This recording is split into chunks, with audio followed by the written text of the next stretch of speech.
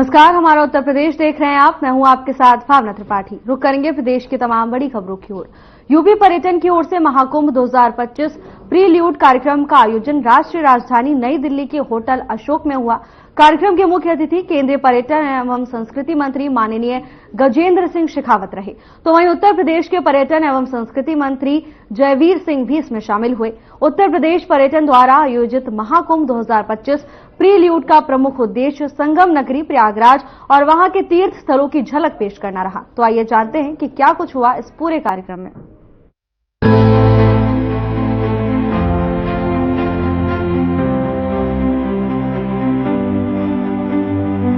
मुकेश मेश्राम, प्रमुख सचिव पर्यटन यूपी। अगले साल उत्तर प्रदेश के प्रयागराज में महाकुंभ मेले का आयोजन होने जा रहा है। इसको लेकर यूपी सरकार पूरे जोरों शोरों से अपनी तैयारियों में जुटी हुई है। वहीं दिल्ली में भी अगले साल होने वाले महाकुंभ को लेकर होटल चाणक्य में यूपी पर्यटन विभाग ने महाकुंभ 2025 प्रील्यूड का आयोजन किया, जिसका उद्देश्य महत्वता, मूल्यों और तैयारियों को वैश्विक मंच तक पहुंचाना था। वहीं इस कार्यक्रम में केंद्रीय मंत्री गजेंद्र सिंह शेखावत रहे। तो वहीं आपको बता दें कि केंद्रीय मंत्री गजेंद्र सिंह शेखावत ने अपने संबोधन में कहा कि महाकुंभ भारत की समृद्ध और विविध संस्कृति और मानवता का उत्सव है। हम प्रयागराज में आयोजित होने वाले आगामी महाकुंभ 2025 के लिए पूरे विश्व के लोगों को आमंत्रित करते हैं। यह आयोजन वर्तमान के भू राजनीतिक अशांत समय में वैश्विक एकता और सहयोग की भावना का प्रतीक है। हम महाकुंभ को सांस्कृतिक आदान प्रदान के एक अनूठे अवसर के रूप में देखते हैं। यदि आप भारत घूमना चाहते हैं तो अवश्य महाकुंभ का हिस्सा बने। हम सभी यात्रियों के अनुभव को अद्वितीय बनाने के लिए आवास, परिवहन और महाकुंभ मेला क्षेत्र और उसके आसपास के निर्देशित दौरों के लिए हर प्रकार की सहायता प्रदान करने के लिए तत्परता से काम कर रहे हैं।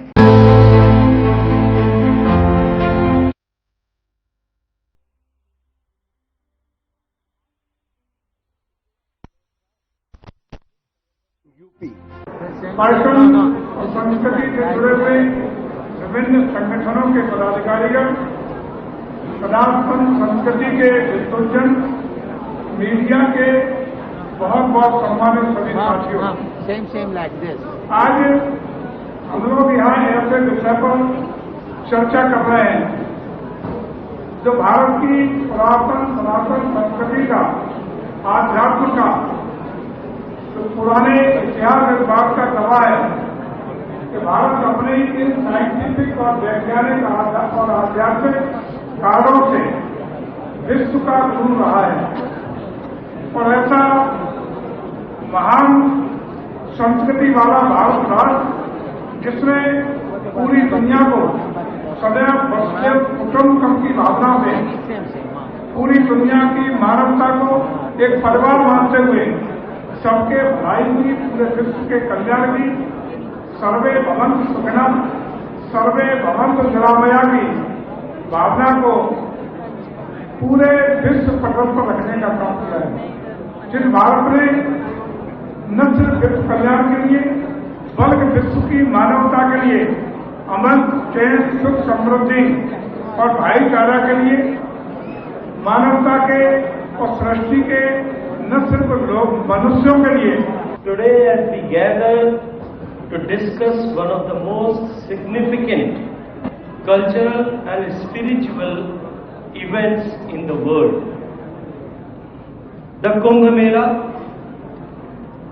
This grand festival, as mentioned earlier also, which occurs every 12 years at 4 sacred places: Haridwar, Prayagraj, Ujjaini and Nashik. It is just not a religious gathering. It is a celebration of humanity, unity and the rich tapestry of our diverse culture. This festival is the largest congregation in the world. The Kumbh Mela is a unique confluence of faith, tradition and social harmony. Millions of pilgrims and visitors from all across the world come together to partake in this extraordinary event, where they immerse themselves in the sacred waters, seeking spiritual renewal and enlightenment. It is a time when the essence of the India's spiritual heritage shines brightly, showcasing our age-old traditions, rituals, and the profound philosophy that binds our unity and unites us all. As we prepare for the upcoming Kumbh Mela, I extend a heartfelt invitation to each of you and through you to the people of your countries to participate in this monumental event. Your presence would not only enhance the experience of the attendees, but also symbolizes the spirit of global unity and cooperation, which is much desired in the today's circumstances as a geopolitical turbulent time. Here, Isha Priya mentioned in her presentation the details of all these cities, significance, and the hospitality facilities available there. We are also designing unique experiences such as the Akhada experience, Kalpwasi experience, and yoga and meditation sessions to provide a holistic spiritual journey. For photography enthusiasts, special photography packages will be available to capture the magic of the Mahakumbh. In terms of infrastructure, our efforts are well underway. A state-of-the-art tent city is being constructed near the parade ground in Prayagraj, which will offer 3 categories of accommodation: villas, Maharaja tents, and deluxe tents. Demonstration of that tent city is already here on my left-hand side. One can visit and see what kind of cottages we will have or the tents we will have. There is also dome tent. It's a new introduction in this Mahakumbh, from where one can have star gazing during night time. So that will be open from the top also, and if somebody wants to have sound sleep or nap, then they can cover that dome also. वहीं इस कार्यक्रम में उत्तर प्रदेश के पर्यटन एवं संस्कृति मंत्री जयवीर सिंह भी शामिल हुए, जहां उन्होंने अपने संबोधन में कहा कि भारत वसुदैव कुटुंबकम और सर्वे भवन्तु सुखिनः सर्वे सन्तु निरामया के मूल मंत्र को चरितार्थ करता है। महाकुंभ 2025 विश्व का सबसे बड़ा धार्मिक समागम होने वाला है। 12 साल बाद संगम नगरी प्रयागराज में यह सनातनी योग आया है, जिसका वैज्ञानिक कारण भी है। इस दिव्य भव्य एवं नव्य महाकुंभ में कई विश्व कीर्तिमान स्थापित होने जा रहे हैं।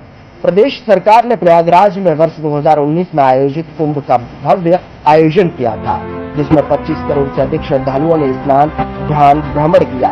इस सफल आयोजन की साक्षी पूरी दुनिया बनी थी। इस बार महाकुंभ मेले में विभिन्न तिथियों पर लगभग 40 करोड़ श्रद्धालुओं के आने का अनुमान है। त्रिवेणी में डुबकी लगाकर श्रद्धालु अपने जीवन को धन्य और मोक्ष प्राप्त करने का कार्य करेंगे। यह मानव कल्याण का बड़ा सहयोग बनेगा। जयवीर सिंह ने आयोजन में आए हुए अतिथियों को महाकुंभ में आने के लिए आमंत्रित किया और आग्रह किया कि आप अपने देशों, प्रदेशों और क्षेत्रों से श्रद्धालुओं को महाकुंभ में स्नान के लिए भेजें। हमारा विश्वास है कि सभी आगंतुक न केवल भारत की सांस्कृतिक, दार्शनिक और धार्मिक आध्यात्मिक रूप का आरक्षण करेंगे, बल्कि भव्य, दिव्य और नव्य आयोजन का अद्भुत आनंद लेंगे। मुझे लगता है कि ऐसा संगम जहां अनेकता में एकता के सभी रूप दिखेंगे। महाकुंभ 2025 प्रील्यूड कार्यक्रम में Suriname, Malaysia, Seychelles, Nepal, Netherlands, Eritrea और Iraq, Egypt, Greece, मोजाम्बिका, Sri Lanka, Indonesia, Kazakhstan, Taiwan, Gambia, Switzerland, Singapore और पोलैंड जैसे देशों के राजदूत, उच्चायुक्त और उच्चायोग के अधिकारी शामिल हुए। बता दें कि कार्यक्रम में पर्यटन उद्योग से जुड़े उद्यमी, टूर एवं ट्रैवल ऑपरेटर, मीडिया से जुड़े अतिथि भी उपस्थित रहे।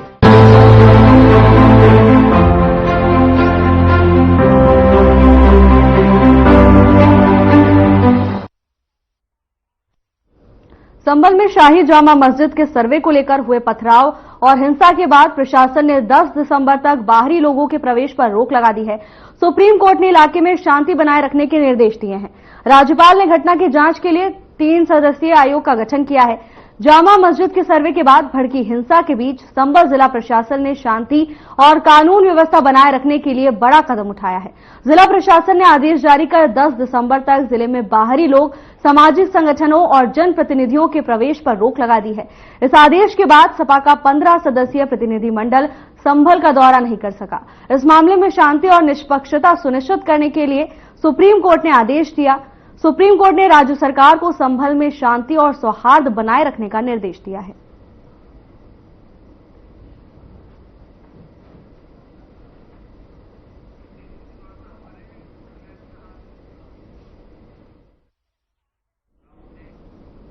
और इसी पर हमारे साथ विस्तार से जानकारी साझा करने के लिए मंडल आयुक्त अंजनेय कुमार सिंह जुड़ गए हैं। अंजनेय जी, आपका बहुत बहुत स्वागत है। देखिए, सबसे पहले तो संभल से बीते दिनों जो तस्वीरें सामने आई बेहद चिंताजनक थी। अब फिलहाल क्या स्थिति देखने को मिल रही है?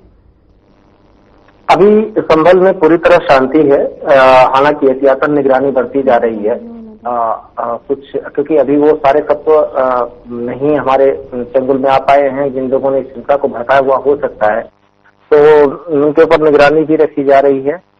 फिलहाल स्कूल, कॉलेजेस और बाजार सब खुले हुए हैं, सब कुछ एकदम शांति है। लोगों से बातचीत भी हुई। कल जुमे की नमाज भी बहुत पीसफुली संपन्न हुई और माहौल एकदम से शांत है। लेकिन अभी निगरानी रखनी पड़ेगी, कभी माहौल अचानक से टेंस न हो जाए इसके लिए।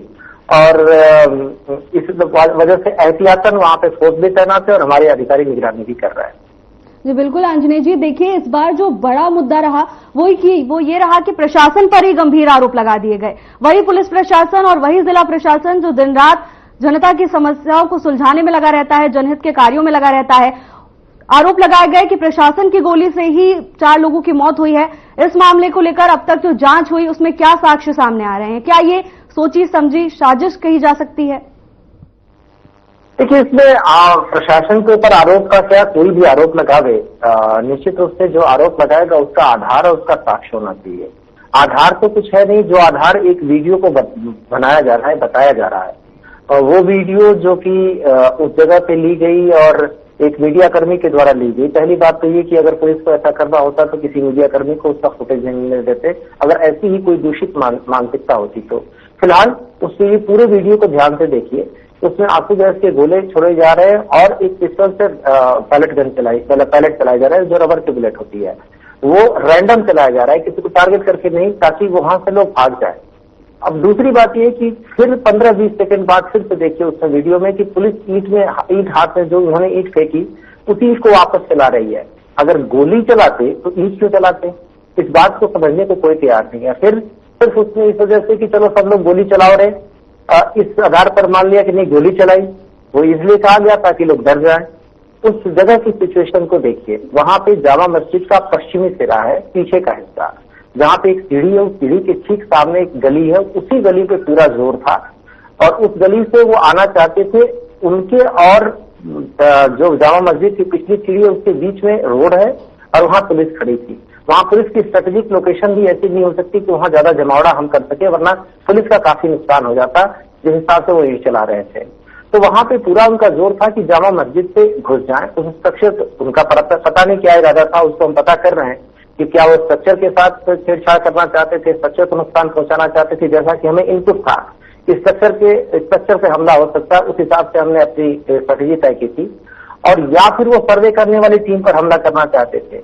ये जांच का विषय है कि इसमें किस तरीके से, लेकिन इसमें सुनियोजित तरीके से किया गया, साजिशन किया गया, इसमें कोई दो राय नहीं। और इसका पूरा आधार हमारे पास है। सबको हम ट्रांसपेरेंट तरीके से इन सब चीजों को शेयर भी कर रहे हैं कि आप देखेंगे अचानक से भीड़ को जुटाया जाता है बिना किसी कारण। सर्वे हो रहा था, सर्वे का मतलब वहां की वीडियोग्राफी और फोटोग्राफी। मुझे नहीं लगता इससे किसी को क्यों आपत्ति हो सकती है। फिर दूसरी बात ये है कि ये कहा गया कि दूसरी बार सर्वे क्यों हुआ। 19 तारीख को जब सर्वे हुआ तो हंगामा किया गया सर्वे में, बीच में पहुंचकर माननीय सांसद जी अपने समर्थकों के साथ पहुंचे थे और मिस्टर सुहेब इकबाल जो वहां से माननीय विधायक के पुत्र थे वो अपने समर्थकों के साथ पहुंचे थे। उन लोगों ने बार बार सर्वे में व्यवधान उत्पन्न किया। ये बात रिकॉर्डेड है और उसकी इसी वजह से 24 तारीख को सर्वे का दिन किया गया।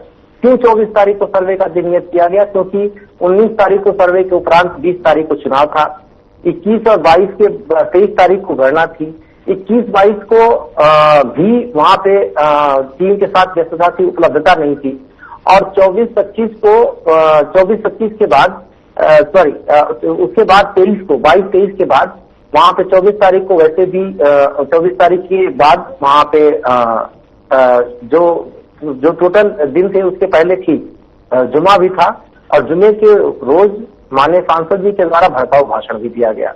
तो इस सारी घटनाक्रम को अगर आप देखें सिलसिलेवार अगर मैं प्रस्तुत करूं तो इसमें साफ जाहिर है कि इसको सुनियोजित तरीके से अंजाम दिया गया। हाँ, प्लानिंग कितने दिन पहले की गई, हो सकता है उसी रात को की गई हो, लेकिन ये प्लानिंग का हिस्सा था और उन लोगों को हम चिन्हित कर रहे हैं। जी बिल्कुल आंजनेय जी, देखिए जो तस्वीरें सामने आई जरूर ही बेहद ही डराने वाली तस्वीरें निकलकर सामने आई। इस स्थिति को काबू पाने के लिए प्रशासन ने बहुत जल्द इस पर काबू पा लिया। मुख्यमंत्री योगी आदित्यनाथ भी पूरी तरह से सजग नजर आए। शासन और प्रशासन का बेहतर समन्वय देखने को मिला। जिला प्रशासन की तारीफ करनी होगी कि इतनी जल्दी स्थिति को काबू में लाया गया है। अब आगे मुख्यमंत्री की ओर से क्या निर्देश हैं? देखिए, निर्देश तो हमेशा यही है कि शांति बनी रहे। आपको पता है माननीय मुख्यमंत्री जी की एक महत्वाकांक्षी योजना है जो सभी के लिए लाभप्रद है कि हम उत्तर प्रदेश को $1 ट्रिलियन इकोनॉमी पर पहुंचाए। हमारा जो मंडल है उसमें 5 जनपद है और 5 जनपदों में हैंडीक्राफ्ट आइटम्स बहुत अच्छे बनते हैं। सभी अपने अपने हैंडीक्राफ्ट आइटम्स के लिए मशहूर हैं, जिनकी जियो टैगिंग भी है। और जनरली हैंडीक्राफ्ट आइटम्स में देखेंगे ज्यादातर मुस्लिम कम्युनिटी के लोग ही दक्ष हैं और उसमें लगे हुए हैं। इसको जब हम प्रमोट करते हैं और ज्यादा से ज्यादा लोगों को इसमें रोजगार मिलता है तो उन्हीं को फायदा होता है। तो हम तो डेवलपमेंट की तरफ बढ़ना चाहेंगे और इसमें उनका भी फायदा, सबका फायदा है कि यहाँ की इकोनॉमी बढ़े, यहाँ पे फ्लोरिश करे, डेवलपमेंट हो। और ये भी मैं दावे के साथ कह सकता हूँ कि बीते दिनों में हमारे मंडल के सभी जनपदों का जो डेवलपमेंट का प्रोग्रेस है वो उत्तर प्रदेश के किसी भी जनपद से कम नहीं है, चाहे वो इंफ्रास्ट्रक्चर का मामला हो चाहे सारी चीजें।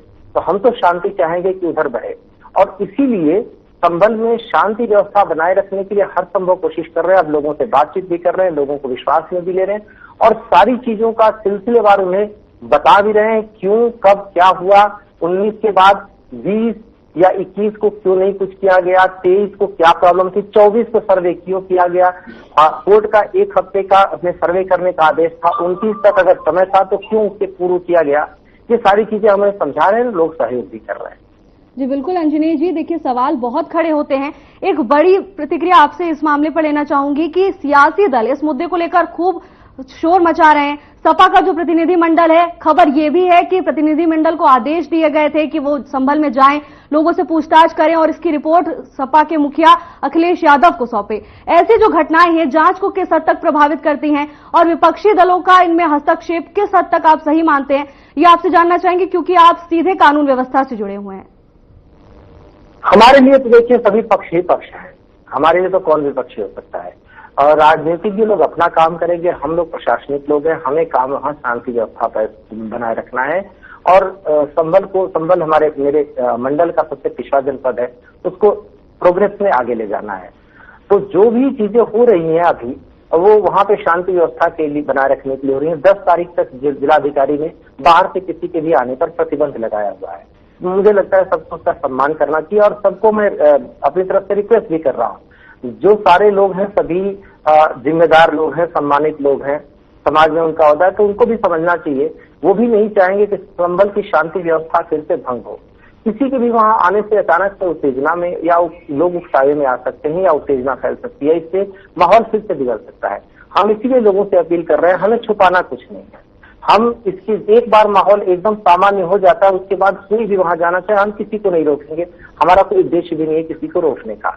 और बाहर से लोग संभल में आते हैं, हमारे लिए तो अच्छा है, संभल के हैंडीक्राफ्ट आइटम को प्रमोशन मिलेगा, उद्देश्य लेकिन वो होना चाहिए।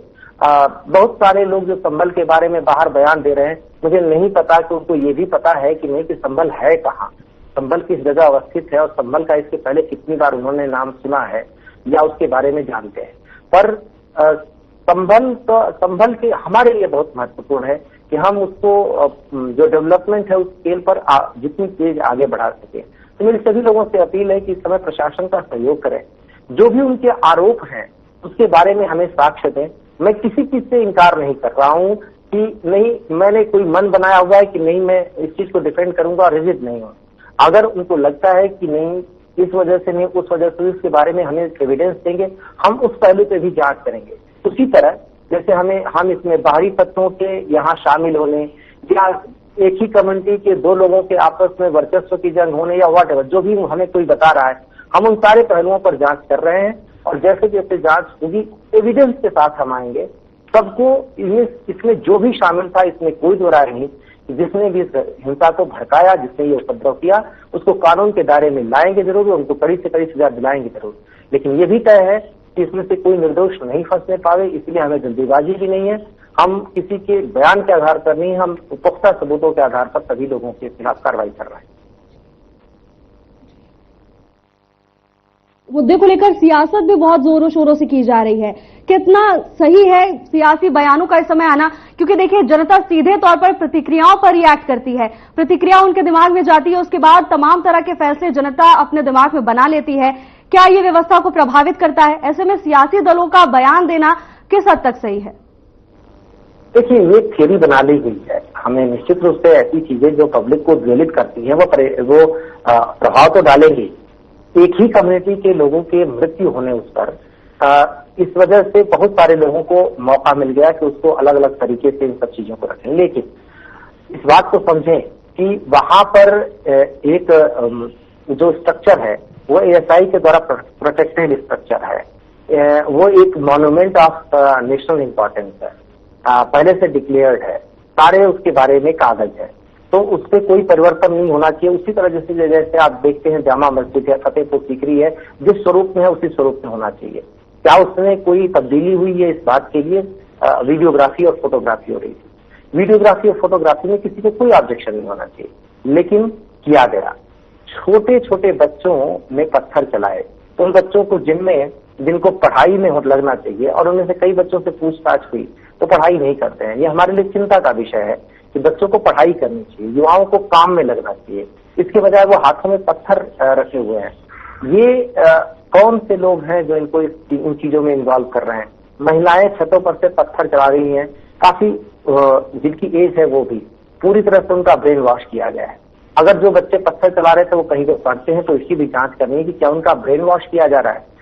जो सभी लोग बयान इस पे दे रहे हैं सिर्फ इस वजह से कि एक ही कम्युनिटी के चार लोगों की मृत्यु हुई है, उनको इस बात को समझना चाहिए कि जो भी उनका बयान है वो या तो किसी साक्ष्य से हो, किसी के बयान के आधार पर ना हो कि फलां ने ये कह दिया। आज की डेट में जिन परिवारों में मृत्यु हुई है वो तो दुखी लोग हैं, उनको अगर कोई कुछ भी आके कहेगा कि देखो तुम्हारे बेटे को ऐसे मार दिया, आप सोचिए उस स्ट्रक्चर पर किसी को जाने की जरूरत क्या थी?